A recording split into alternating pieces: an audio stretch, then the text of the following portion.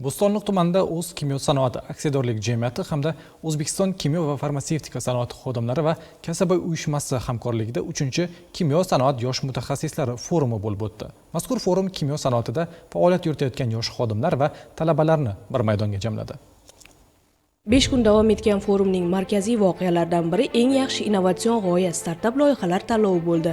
Tanlovda ishtirokchilar bir necha kun davomida o'z innovatsion g'oyalari ustida ishlab, ularni amaliy yechimlarga aylantirishga harakat qildi. Loyihalar energiya tejamkorligi, resurslardan samarali foydalanish, ishlab chiqarish jarayonlarini takomillashtirish hamda import o'rnini bosuvchi mahsulotlar yaratish kabi yo'nalishlarni qamrab oldi. Forum yakuniga qadar 15 ta jamoa ekspertlar hay'ati oldida o'z startap loyihalarini himoya qildi. Ishtirokchilar innovatsion yondashuvlar va amaliy takliflarni taqdim etib, sanoatdagi dolzarb masalalarga yechimlar taklif qildilar. Penta-eritrit ishlab chiqarishga qaratilgan loyihamizning umumiy amaliy dasturi hisoblanadi.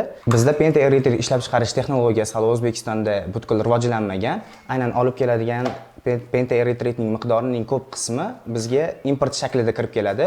Bizning bu loyihamiz orqali butun import o'rnini bosa olamiz hamda keyingi yillar davomida ishlab chiqarish jarayonida biz eksport hajmini ham to'laqonli Markaziy Osiyoni ta'minlash uchun aynan bizning loyihamiz quvvat yetadi. Forum dasturi startap tanlovlari bilan cheklanib qolmadi. 5 kun davomida sun'iy intellekt texnologiyalari, PR va kommunikatsiya yo'nalishlarida seminar-treninglar, shuningdek shaxmat, stol tennisi va zakovat intellektual musobaqalari ham tashkil etildi.